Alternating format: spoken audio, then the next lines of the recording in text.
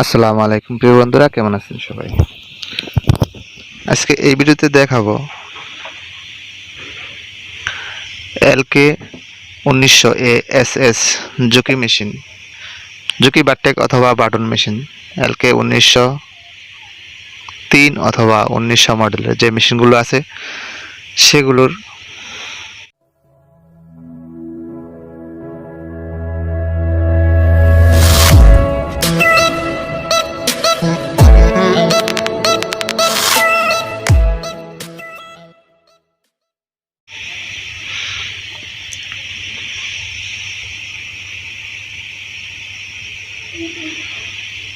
Counter lock কিভাবে করতে হয়।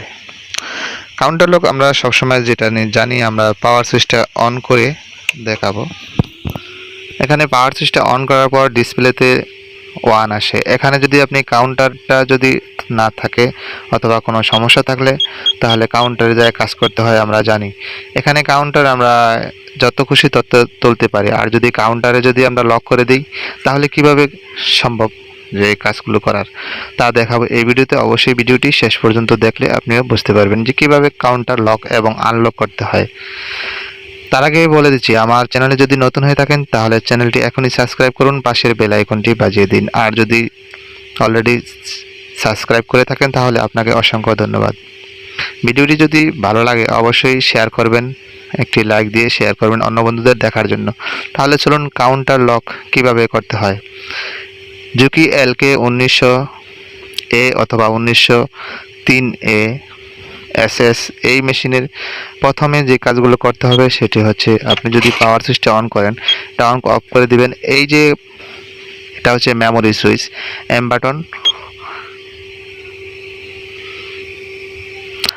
বাটনে একবার ক্লিক করতে হবে। এখানে আপনি চলে যাবেন 18-তে, খুঁজে বের করবেন 18 কোথায় আছে।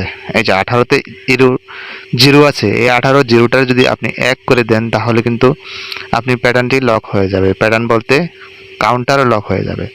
এখানে একটু দেখা যাক, আমি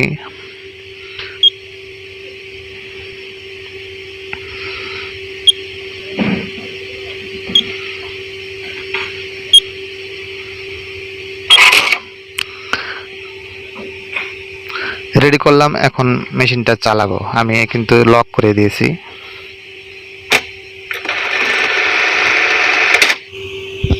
এখন সেম এই জিরোর কাউন্টার লক দেখাবে, এরকম সেম একটি লক দেখাবে, যা এখন প্যাটার্নে পাড়া দিলে কোনো লাভ হবে না, বাতিটা শুধু লাইটটি আপ ডাউন করবে।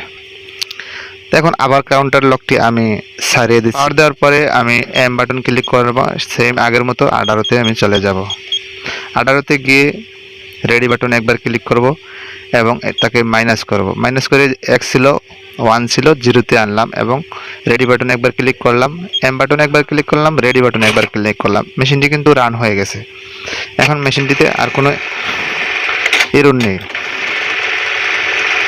এই এরর সমাধান একমাত্র, এটা এরর বলে না, কাউন্টারিং সমস্যা। আপনি যদি কাউন্টার এখান থেকে লক করে দেন তাহলে কিন্তু আপনি বুঝতে পারবেন এখান থেকে যে কাউন্টার লকটি হয়েছে। আপনি যদি না জানেন তাহলে কিন্তু বুঝতে পারবেন না। রেডি বাটন অন করে আপনি যদি আবার 1 করে দেন এবং রেডি বাটন অফ করে এম বাটন ক্লিক করে রেডি বাটন অন করে দেন এবং কাউন্টারে গিয়ে যদি আপনি দেখেন, এখান 2বার চলার পরে আপনি কিন্তু মেশিনটা অটোমেটিকলি বন্ধ হয়ে যাবে, আর চলবে না। তাহলে এখান থেকে দেখা যাক কি হয়। আমার ডিসপ্লেতে এখন 1বার লেখা আছে, আবার যদি আরেকবার চালাই তাহলে কিন্তু এখন আর মেশিন চলবে না, কাউন্টার লক হয়ে গেছে। কাউন্টার লক অন অফ এভাবে করতে হয়। আপনি যদি কাউন্টার লক না জেনে থাকেন তাহলে এই ভিডিও দেখে শেখার জন্য আপনার যা করতে হবে, আমি যদি এই ভিডিও দিয়ে যদি আপনার কোনো উপকার আসে তাহলে অবশ্যই চ্যানেলটি সাবস্ক্রাইব করবেন, পাশের বেল আইকনটি বাজিয়ে দিবেন এবং ভিডিওটি শেয়ার করবেন। এলকে 1903 অথবা 1900 মডেলের আমি A to Z প্রোগ্রাম দেখাবো। আপনারা যদি আমার সাথে থাকেন তাহলে A to Z প্রোগ্রাম আপনারা কিন্তু দেখতে পারবেন। A to Z প্রোগ্রাম দেখার জন্য চ্যানেলটি সাবস্ক্রাইব করে রাখবেন। 1 হতে 245 পর্যন্ত যতগুলো প্রোগ্রাম এখানে আসে এবং কোন প্রোগ্রামে কি হয় তা নিয়ে আমি ভিডিও করব, তবে পর্ব বাই পর্ব 1, 2, 3 পর্ব, পার্ট 1, পার্ট 2, পার্ট 3 এরকমভাবে আমি ভিডিও করে যাব। যদি চান তাহলে আপনি আমার এই প্রোগ্রাম সম্বন্ধে আপনি আইডিয়া নেওয়ার জন্য আমার চ্যানেলটি সাবস্ক্রাইব করে রাখতে হবে। যেহেতু আমি এটা অন করে রাখছি, তাই আমি এটাকে পুনরায় আবার আর্ডারতে গিয়ে অফ করে রাখবো। এখন আমার এই ডিসপ্লেতে আছে 0। এখন যতই আপনি মেশিন চালায় না কেন, কিন্তু 1, 2 দিয়ে উপরে উঠবে, কিন্তু আর কমে আসবে না। এই জন্য এই ভিডিওটি যদি আপনার ভালো লাগে এবং কোনো সমস্যা কোনো দিন পড়েন, তাহলে কিন্তু আমার এই ভিডিওটা দেখে আপনি সমাধানটা করতে পারবেন। অতএব আমার এই চ্যানেলে এই ডিসপ্লের, এই মনিটরের এবং 1903 অথবা 1900 মডেলের A to Z প্রোগ্রাম আমি দেখাবো। চাইলে 1 থেকে যতগুলো প্রোগ্রাম আছে 245 পর্যন্ত সবগুলো দেখাবো একত্রে নয়, এক পর্ব বাই পর্ব দেখাবো। চাইলে আপনি সেখান থেকে দেখে নিতে পারবেন। তবে কোন প্রোগ্রাম কোন নাম্বারে কি আছে, তা কি কাজ করে, সঠিকভাবে সবকিছু দেখানোর চেষ্টা করব।